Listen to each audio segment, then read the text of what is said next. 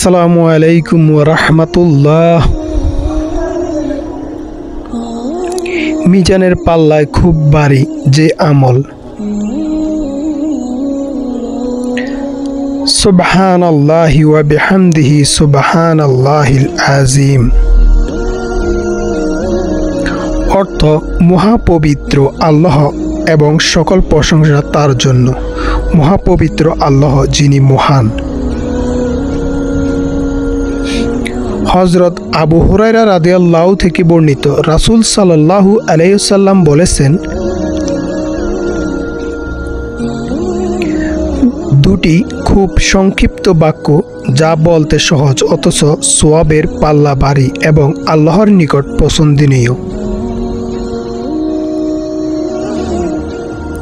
তা হল সুবহানাল্লাহি ওয়া বিহামদিহি সুবহানাল্লাহিল আযীম।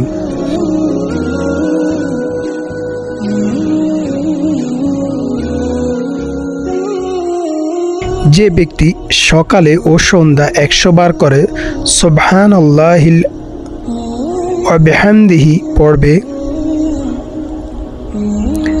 তাহার গুনাহ মাফ হয়ে যাবে, যদিও উহা সাগরের ফেনা হতে বেশি হয়।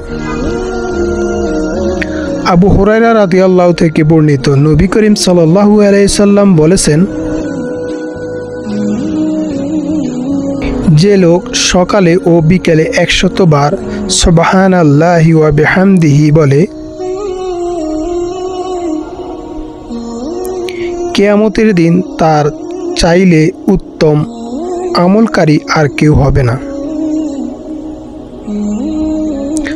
তবে যে লোক তার ন্যায় কিংবা তার চাইতে অধিক পরিমাণ তা বলে, সে উত্তম আমলকারী বলে গণ্য হবে।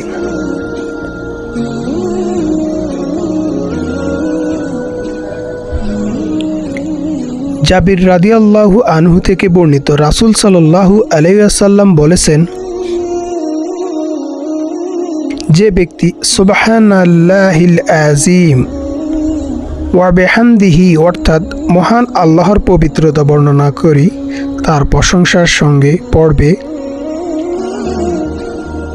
তার জন্য জান্নাতে একটি খেজুর গাছ রোপণ করা হবে।